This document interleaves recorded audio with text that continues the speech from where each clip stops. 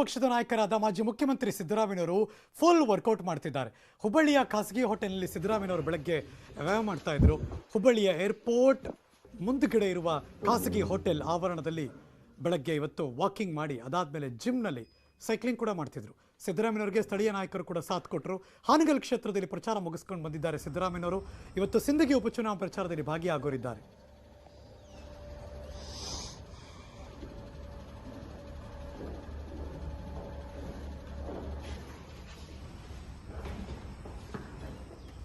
ಇತ್ತೀಚೆಗೆ ತುಂಬ ಹೆಲ್ತ್ ಕಡೆ ಭಾಳ ಗಮನ ಹರಿಸ್ತಾ ಇದ್ದಾರೆ. ಹಾಗಾಗಿ ಈ ಮನೆ ಜಿಂದಾಲಲ್ಲಿ ಒಂದು ವಾರ ಇದು ಬಂದರು, ಪ್ರಕೃತಿ ಚಿಕಿತ್ಸಾ ಕೇಂದ್ರಕ್ಕೆ ಹೋಗಿ ಬಂದರು.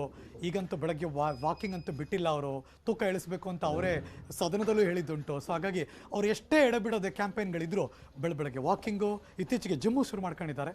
ಅಂದರೆ ಒಂದು ಸೈಕ್ಲಿಂಗ್ ಮಾಡೋದು, ವ್ಯಾಯಾಮ ಮಾಡೋದು ಇದೆಲ್ಲ ಮಾಡ್ತಿದ್ದಾರೆ. ಇದು ಹುಬ್ಬಳ್ಳಿ ಏರ್ಪೋರ್ಟ್ ಮುಂಭಾಗದಲ್ಲಿರುವಂಥ ಒಂದು ಖಾಸಗಿ ಹೋಟೆಲ್ ಇದು. ಆ ಹೋಟೆಲ್ನಲ್ಲಿ ಬೆಳಗ್ಗೆ walking plus gym, exercise, cycling ಎಲ್ಲ ಮಾಡ್ತಿರೋದು ಕಂಡು ಬಂತು. ಇವತ್ತು ಕೂಡ ಅವರು ಕ್ಯಾಂಪೇನ್ಗೆ ಹೋಗೋರಿದ್ದಾರೆ. ಭರ್ಜರಿ ಪ್ರಚಾರ ಅಂತೂ ಮಾಡ್ತಿದ್ದಾರೆ.